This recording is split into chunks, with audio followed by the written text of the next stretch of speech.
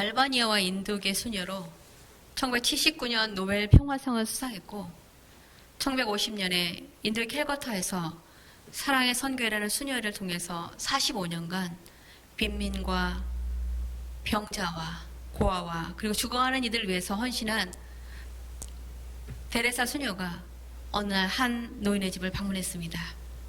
근데 그곳은 집이라기보다는 움막이라고 해야 할 정도로 형편없는 것이었습니다.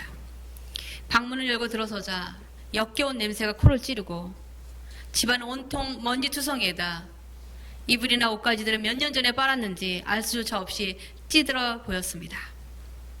그런 헛간 같은 방에서 노인은 조금씩 죽어가고 있었습니다. 그것을 둘러보고는 테레사 수녀가 노인에게 말했습니다. 제가 방을 치워드리죠. 노인은 대답도 하지 않은 채 멀뚱히 바라만 보고 있었습니다. 테레사 수녀는 곧 바닥을 쓸어내고 먼지를 털어내고 옷가지는 빨아서 널고 더러운 것은 모두 소독했습니다. 그리고 청소를 하다가 테레사 수녀는 구석에서 조그만 등을 하나 발견했습니다. 먼지에 뒤덮인 낡은 등을 보면서 테레사 수녀가 노인에게 묻습니다. 이 등은 뭐죠? 노인은 대답하기를 그 등은 손님이 오면 제가 켜는 등입니다 라고 대답했습니다. 테레사 수녀는 등을 닦으면서 노인에게 물었습니다. 근데 별로 불을 켠 적이 없던 모양이죠? 그렇게 묻자 그는 몇 년 동안 단 한 번도 켜지 않았소. 누가 죽어가는 늙은이를 만나러 오겠소 라고 대답했습니다. 노인은 가족도 없이 또 찾아오는 사람도 하나 없이 그렇게 쓸쓸히 살아왔던 것입니다. 노인은 먹을 것보다 사람이 더 그리운 듯 했습니다. 그래서 테레사 수녀가 이렇게 말했습니다. 앞으로는 제가 자주 오겠습니다. 그러면 저를 위해서 등불을 켜주시겠습니까? 물론 켜고 말고요. 오시기만 한다면요. 그 이후 테레사 수녀는 자주 그 노인의 집에 가서 봉사활동을 했고 혹시 자신이 못 갈 때는 자기의 동료 수녀를 대신 보냈기 때문에 이제 노인의 방에는 거의 매일 등불이 켜져 있었고 노인은 더 이상 외롭지 않았습니다. 늘 찾아와 집안일도 해주고 이야기도 해주는 테레사 수녀와 동료 수녀들을 너무도 고마워하면서 살다가 2년 후에 노인은 편안히 돌아가셨습니다. 노인은 죽으면서 곁에 있던 수녀에게 이렇게 말했습니다. 테레사 수녀에게 전에 이 말을 전해주구려. 테레사 수녀는 내 인생에 등불을 켜준 사람이라고. 우리가 누군가의 삶에 등불이 되어준다는 건 참으로 의미 있는 일입니다. 누구에게나 한 번 주어지는 인생이지만 나로 인해서 내가 가는 곳마다 작은 촛불처럼 주위가 환해지고 따뜻한 온기가 전해질 수 있다면 우린 더 값지고 의미 있는 인생을 살 수 있을 것입니다. 오늘의 본문 말씀 1절에 하나님께서는 일어나라 빛을 발하라 이는 내 빛이 이를 얻고 여호와의 영광이 내 위에 임하였음이라고 말씀하셨습니다. 그리고 신약성경 마태복음 5장 14절 16절에 너희는 세상의 빛이라 산 위에 있는 동네가 숨겨지지 못할 것이요 이같이 너희 빛이 사람 앞에 비치게 하여 그들로 너희 착한 행실을 보고 하늘에 계신 너희 아버지께 영광을 돌리게 하라. 주님께서 이렇게 말씀하셨습니다. 이 세상에서 사람들에게 우리의 빛을 비추어 주려면 우리 자신은 빛 자체가 아니기 때문에 우리는 주님으로부터 생명의 빛을 받아야 합니다. 태양계에서 스스로 빛을 발하는 별은 오직 태양뿐입니다. 밤하늘에 빛나는 달은 태양의 빛을 받아서 반사시켜서 우리를 비춰주는 것뿐입니다. 달이 자신이 받은 빛을 우리에게 비춰줌으로써 우리는 밤에도 빛 가운데 걸을 수 있습니다. 우리에게 영원한 생명의 빛의 근원이 예수님이라고 요한복음 8장 12절에 예수께서 또 말씀하여 이르시되 나는 세상의 빛이니 나를 따르는 자는 어둠에 다니지 아니하고 생명의 빛을 얻으리라라고 말씀하신 것처럼 우리가 주님께로부터 생명의 빛을 받아야 우리도 다른 사람들에게 빛을 비춰줄 수 있습니다. 우리도 예수의 생명의 빛을 받기 전에는 어두운 세상에서 살았습니다. 다시 말해서 우리는 우리가 우리 삶의 주인이라고 생각하고 세상의 가치를 따라서 우리의 욕심대로 살았습니다. 그러나 예수님을 우리의 구원자이자 주님으로 믿게 되면 이제 우리는 빛 대신 주님을 따라 살면서 우리가 가는 곳마다 예수의 빛을 비추며 살게 되는 것입니다. 에베소서 5장 8절 9절에 너희가 전에는 어두움이더니 이제는 주 안에서 빛이라. 빛의 자녀들처럼 행하라. 빛의 열매는 모든 착함과 의로움과 진실함에 있느니라. 이 말씀처럼 우리는 일상생활에서 우리의 삶을 통해서 다른 이들을 위해 주님의 빛을 비춰주어야 합니다. 오늘의 본문 말씀 2절 3절에 보라 어둠이 땅을 덮을 것이며 캄캄함이 만민을 가리려니와 오직 여호와께서 내 위에 임하실 것이며 그의 영광이 내 위에 나타나리니 나라들은 내 빛으로 왕들은 비치는 내 광명으로 나오리라. 이 말씀처럼 주님의 빛이 우리에게 임하면 이제 우리는 다른 이들을 빛 가운데로 인도하는 삶을 살아야 합니다. 우리가 받은 빛을 다른 사람들에게 비춰주지 않으면 그 사람들은 어둠 속에 계속 남아있을 수밖에 없습니다.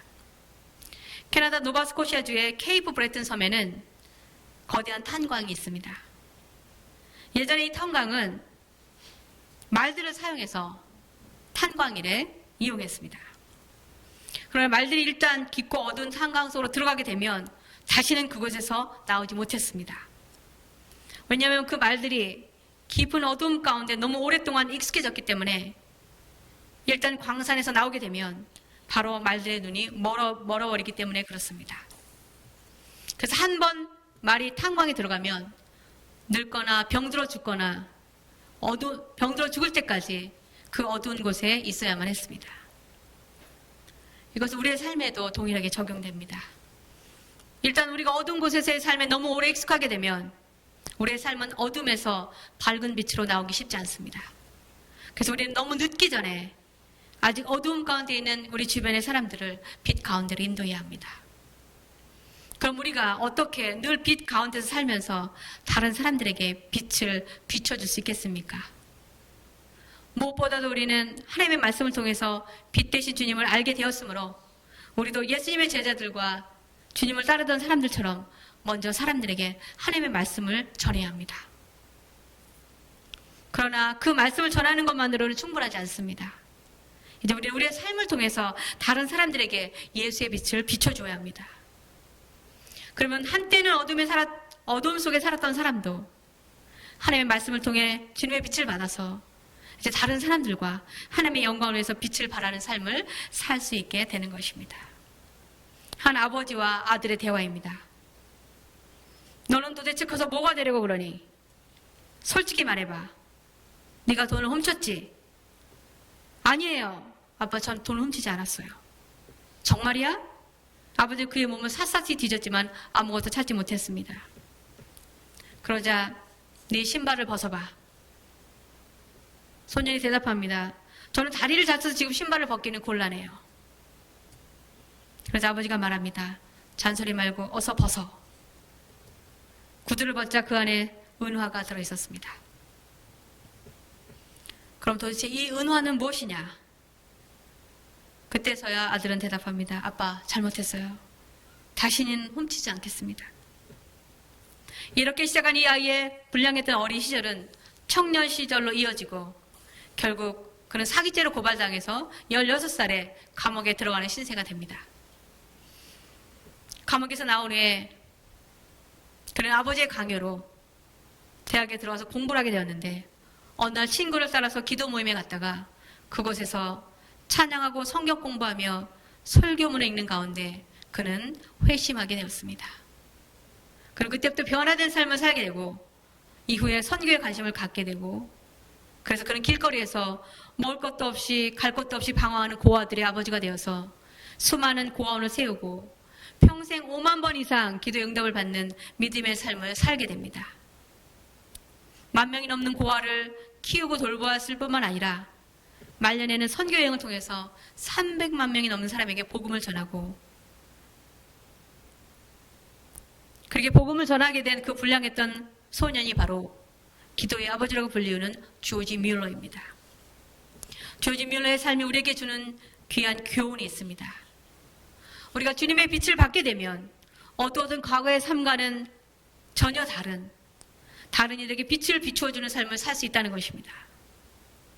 세상 어둠 가운데 버려질 아이였던 그가 가난한 고아들을 위해서 빛을 비추어주는 세상의 빛이 된 것입니다. 이것은 우리가 비록 과거에 어두운 삶을 살았다 하더라도 주님의 빛을 받으면 그 빛을 바라며 더 아름답고 의미 있는 삶을 살 수 있다는 것을 보여줍니다. 우리도 우리의 말과 행동과 따뜻한 마음을 통해서 다른 사람들에게 주님의 빛을 비추는 삶을 살아야 하는데, 만약 우리의 빛이 충분히 밝지 않으면 다른 이들에게 빛을 비춰주지 못하고 오히려 어둠 속에 묻혀버릴 수 있습니다. 누가복음 11장 34절에서 36절에 내 몸의 등불은 눈이라. 내 눈이 성하면 온몸이 밝을 것이요 만일 나쁘면 내 몸도 어두우리라. 그러므로 내 속에 있는 빛이 어둡지 아니한가 보라. 내 온몸이 밝아 조금 더 어두운 데가 없으면 등불의 빛이 너를 비출 때와 같이 온전히 밝으리라 하시니라. 우리가 주님께 받은 빛을 다른 사람들에게 밝게 비춰주기 위해서 우리는 빛의 근원이신 주님으로부터 날마다 빛을 공급받아야 합니다. 그렇게 해서 우리는 매일 하나님의 말씀에 우리의 말과 생각과 행동을 비추어 보아야 합니다. 우리가 살아계신 하나님의 말씀으로 날마다 깨끗해지지 않으면 우리의 빛은 다른 사람들을 비춰줄 만큼 밝지 못합니다. 그리고 또한 우리는 매일 하나님께 기도로 우리의 마음과 영혼이 죄로 인해서 흐려지지 않았는지 늘 점검해야 합니다. 그렇지 않으면 우리는 우리 자신도 모르게 죄로 인해서 영적으로 흐려져 예수의 빛을 비출 수 없게 됩니다. 요한에서 1장 6절 7절에 만일 우리가 하나님과 사귐이 있다 하고 어둠에 행하면 거짓말을 하고 진리를 행하지 아니함이거니와 그가 빛 가운데 계신 것 같이 우리도 빛 가운데 행하면 우리가 서로 사귐이 있고 그 아들 예수의 피가 우리를 모든 죄에서 깨끗하게 하실 것이요 라고 말씀합니다. 우리가 그리스도인이라고 생각하고 믿고 살지만 우리의 삶이 예수의 빛을 발하지 못하면 우리는 거짓말하는 자가 되고 하나님의 영광을 가리우는 자가 됩니다. 스트레스를 받은 한 중년 여성이 한 남자가 운전하던 차를 뒤에서 가까이 붙어 따라오고 있었습니다.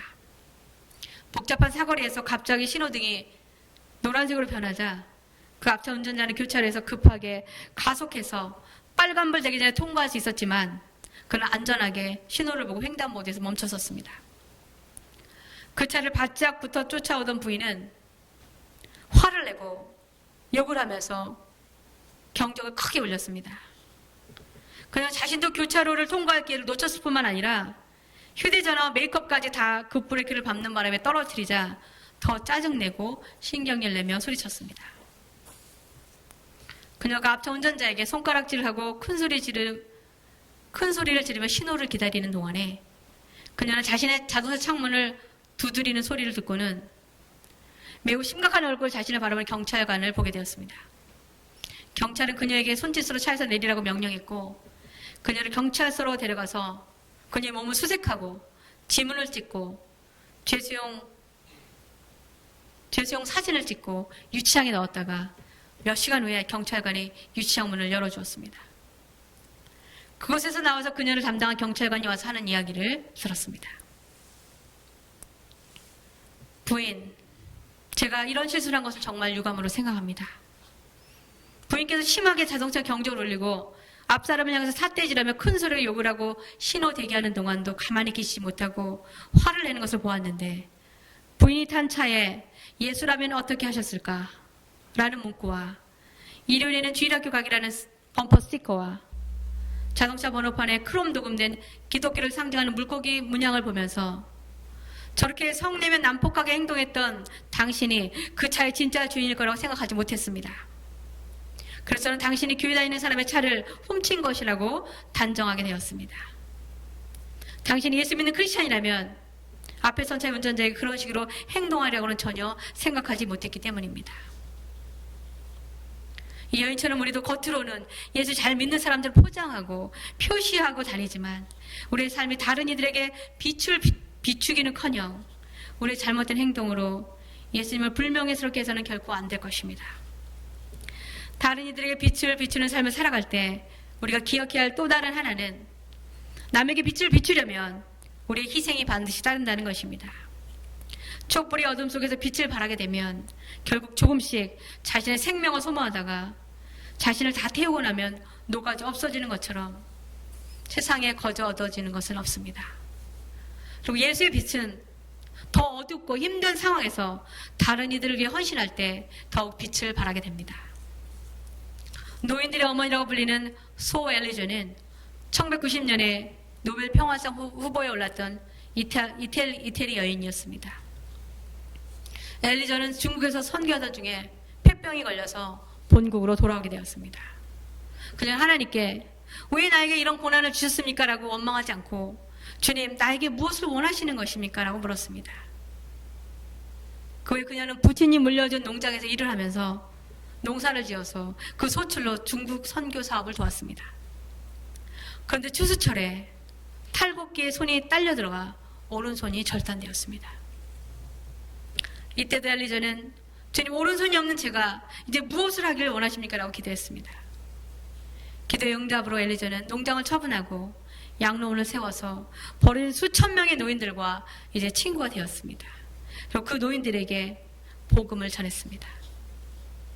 엘리저는 불행한 자신의 환경에 굴하지 않고 하나님께 기도하면서 세상에 빛이 되라고 하신 주님의 말씀에 순종하며 버려진 노인들에게 생명의 빛 되신 주님을 전하는 삶을 산 것입니다. 우리는 우리가 잃은 것에 대해 슬퍼하고 얽매이는 삶이 아니라 지금 내가 다른 이들에게 빛을 비출 수 있는 일이 무엇인지 기도하며 나아갈 때 주님 우리의 길을 인도하여 주시는 것입니다. 예수님의 십자가 희생이 없었다면 우리에게 영원한 생명은 주어지지 않았을 것입니다.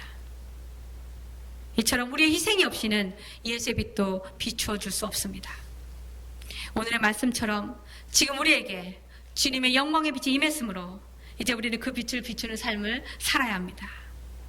저는 저와 여러분이 지금 우리가 할 수 있는 아주 작은 일부터 우리의 선한 행실을 통해서 다른 이들에게 빛을 비춰주는 삶을 살아감으로 인해 하나님께 영광 올려드리는 하나님의 자녀가 되시기를 주님의 이름으로 축원합니다. 기도하시겠습니다. 사랑의 아버지 하나님 감사합니다. 저희에게 그리스도를 통해서 생명의 빛을 비춰주심으로 하나님의 자녀로 살게 해주시니 감사합니다. 주님이 주신 빛을 통해서 다른 사람들을 빛 가운데로 인도하며 하나님의 나라와 영광을 위하여 살아가기를 소원합니다. 우리에게 생명의 빛을 주시기 위해서 십자가 희생을 감추었던 주님의 크신 은혜와 사랑을 생각하며 우리도 주님의 빛을 비추기에 따르는 희생을 기꺼이 감당하는 주님의 자녀 되게 하여 주시옵소서. 우리에게 영원한 생명의 빛을 주신 예수 그리스도의 이름으로 감사하며 기도합나이다. 아멘.